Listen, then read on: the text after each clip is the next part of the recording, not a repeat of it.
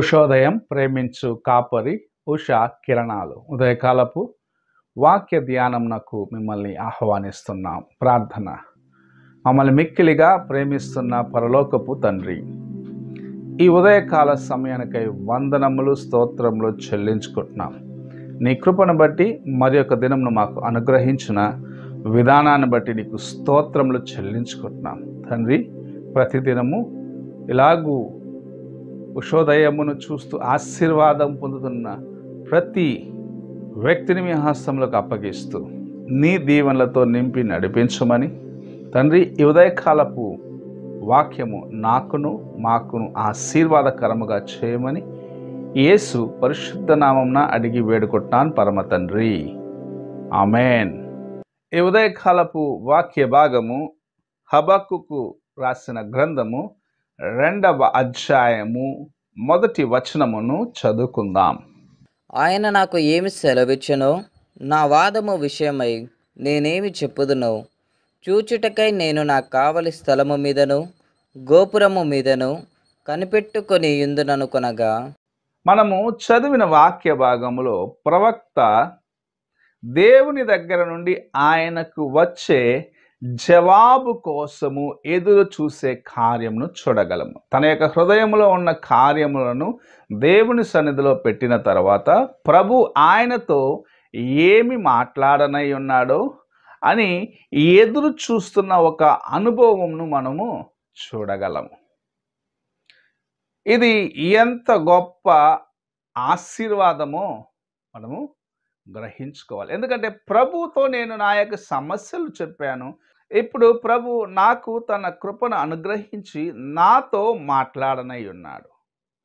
ఆయన స్వరము నాతో ఏమైతే సెలవించనై ఉన్నదో వాటిని నేను నా హృదయములో భద్రపరుచుకొని వాటి ప్రకారము జీవించాలి అన్న ఆశ కలిగిన వారిగా మనము ఉండాలని మనకు నేర్పిస్తూ ఉన్నది.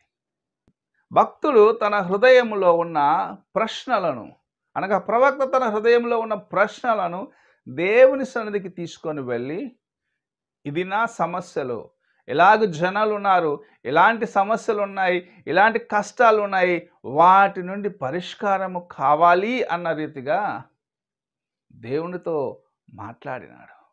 ఇప్పుడు ప్రభువు ఆయనకి ఏమి సెలవిచ్చినై ఉన్నాడు అని ఎదురు చూస్తున్న అనుభవం చూస్తున్నాం. ఈ అనుభవము నీకు అవసరమై ఉన్నది, నాకు అవసరమై ఉన్నది, మనకు అందరికీ చాలా అవసరమైన ఒక అనుభవం ఉన్నది.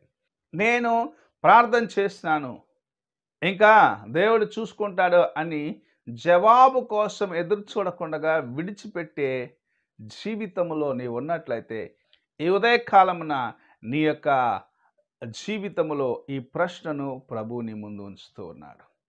ఎన్నిసార్లు నీవు జవాబు వచ్చేంత వరకు నా సన్నిధిలో వేచి ఉన్నావు, నా సన్నిధిలో ప్రార్థించినావు, నా జవాబు కోసం ఎదురు చూసినావు అన్న ప్రశ్నను ప్రభు నీ ముందు ఉంచుతూ ఉన్నాడు. నీవు దేవుని యొక్క జవాబు కోసము, ఆయన నీకు ఇచ్చే సమాధానము కోసం ఎదురు చూడకుండా కేవలము ఒక పక్క నుండి నీ సమస్యలు మాత్రం చెప్పి వెళ్ళినట్లయితే నీకు ఆయన ఇచ్చే జవాబు ఏమిటని ఎలా తెలుసుకొనగలవు? నీవు ఆయన సన్నిధిలో వేచి ఉండాలి, ఆయన నాతో మాట్లాడాలి. ఇక్కడ మనము చూసినట్లయితే ఆయన గోపురము పైన ఎక్కి వేచి ఉన్నాడు. అనగా ప్రభు నాతో మాట్లాడడానికి ఏ ఆటంకము ఉండకూడదు.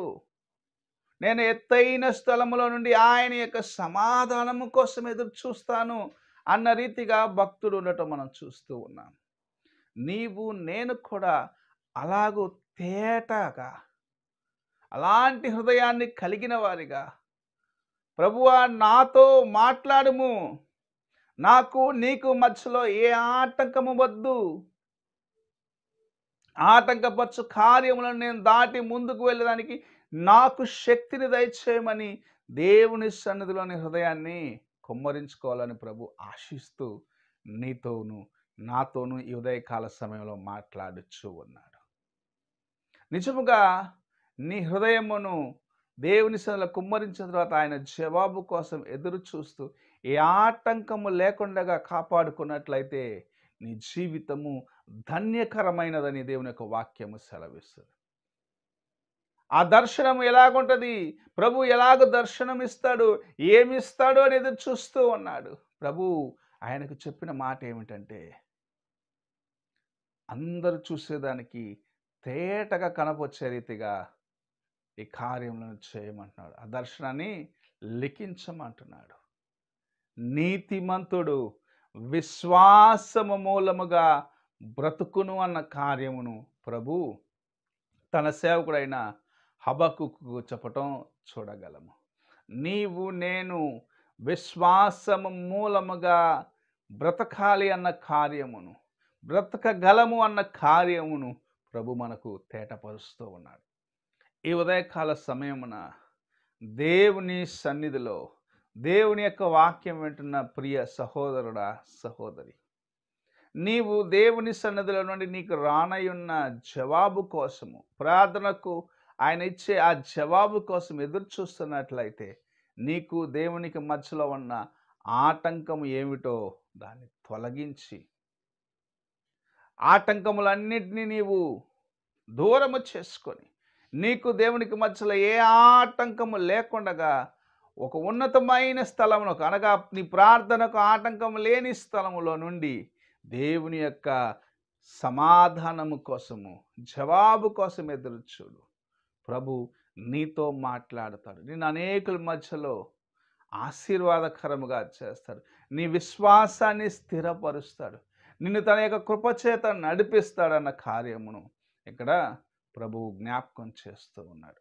నీవు ఎలాగున్నావు, నీ హృదయము ఎలాగున్నదో, నీవు ఆయన యొక్క జవాబు కోసం ఎలాంటి మనస్సుతో ఎదురు చూస్తున్నావు అని ప్రశ్నించుకునే సమయం ఇది. ప్రభువు నీతో మాట్లాడేంత వరకు వేచి ఉండే సమయం ఇది. ఆయన తన కృపనిచ్చి నడిపించే సమయం ఇది. నీవు ఆయన కోసము వేచి ఉండుము. ఆయన జవాబు వచ్చేదానికి ఉన్నతమైన స్థలములు, అనగా ఆటంకము లేని స్థలములలో వేచి ఉండేదానికి ప్రయత్నించము. నీ హృదయములో నుండి బయటకు వెళ్ళే ప్రతి పాప కార్యమును తీసివేసుకొని యథార్థమైన హృదయంతో వేచి ఉండి ప్రభు నీతో మాట్లాడినట్లుగా నీవు మొదటిగా సిద్ధపరచుకో. అప్పుడు నీ విశ్వాసాన్ని స్థిరపరిచి ప్రభు నేను అనేకులకు సాక్షిగా చేస్తాడు. ప్రార్థన చేసుకుందాం. మమ్మల్ని మిక్కిలిగా ప్రేమిస్తున్న పరలోకపు తండ్రి, ఈ ప్రాతకాలమున మీరు మాకు అనుగ్రహించిన వాక్యమును బట్టి స్తోత్రములు చెల్లించుకుంటూ, మేము అంతము వరకు నీ యొక్క నాయన జవాబు కోసం యథార్థమైన హృదయముతో, నిష్కలంకమైన హృదయముతో, కలవరము లేని హృదయముతో ఎదురు చూసే కృపను దయచేయండి. భక్తుడైన హబక్కుకు నాయన నీ జవాబు వచ్చేంత వరకు వేచి ఉండేదానికి తన్ను తాను అప్పగించుకున్నాడు తండ్రి. ఉన్నతమైన స్థలమునకు గోపురము పైన ఎక్కి వేచి ఉన్నాడు. తాను నీ యొక్క జవాబును ఎదురు చూసినాడు. అలాంటి మనస్సును మేమును కలిగి ఉండేదానికి సహాయం ఇచ్చి, నీవు మాతో ఏమి మాట్లాడినై ఉన్నావో వాటికి మా చెవిని తెరుచుకొని వేచి ఉండే కృపను దయచేయమని యేసు పరిశుద్ధ నామమున అడిగి వేడుకుంటున్నాను పరమ తండ్రి. ఆమేన్.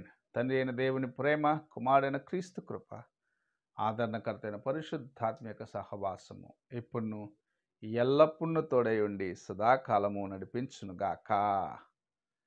ఆమేన్.